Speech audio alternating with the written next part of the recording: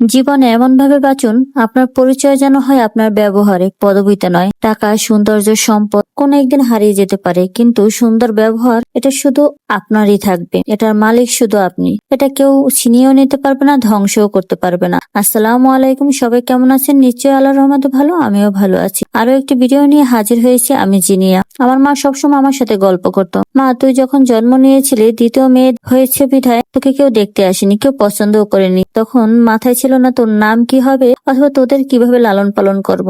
তখন একটা তোর বড় আপা তোর নাম রেখেছিল জিনিয়া। হয়তো ওদের বাগানে অনেক রকমের ফুল ছিল, তার মধ্যে হয়তো বা জিনিয়া ফুলটা দেখেই তোর নাম রাখা হয়েছিল। কখনো মানুষ নামে আসে যায় না, তার কর্ম এবং তার ব্যবহারের পরিচয় হয়। এমন কোন ব্যবহার অথবা কাজ করবি না এই সুন্দর নামটা কলঙ্কিত হয়ে যায়। ফুলের মতো থাকবি, দেখবে যে বাগানেই থাকবি সেই বাগানটাই সৌন্দর্য ভরে উঠবে। তখন ছোট ছিলাম বিধায় কখনো এই শক্ত কথাগুলো বুঝতাম না, শুধু বুঝতাম সুন্দর কাজ ব্যবহার ভালো করলেই সবাই আমাকে ভালোবাসতো, এতটুকুই। আমি আমার মা বাবার দ্বিতীয় মেয়ে, তখন সেটা কেউই মনে করতো না। যে কষ্টটা আমার মা আমার জন্মের সময় পেয়েছিল, বিশ্বাস করেন এই কষ্টগুলো ছিল সীমিত সময়ের জন্য, হাসিটা কিন্তু ছিল চিরস্থায়ী। আর সেই জন্ম থেকে এখন পর্যন্ত গর্ব করে চলি মায়ের কথা মতো। সবসময় ভাবি যেন এই নামের সার্থকতা যেন মানুষ খুঁজে পায়, শুধু লিঙ্গ বা বংশমর্যাদা অথবা টাকা পয়সা দিয়ে নয়, শুধু আমার কর্ম অথবা ব্যবহার দিয়ে। শুধু নিজের জন্য নয়, সন্তানদেরও এই কথা শেখানোর চেষ্টা করি। কতটুকু পারবো, কিভাবে পারবো তা জানি না, চেষ্টা করতে তো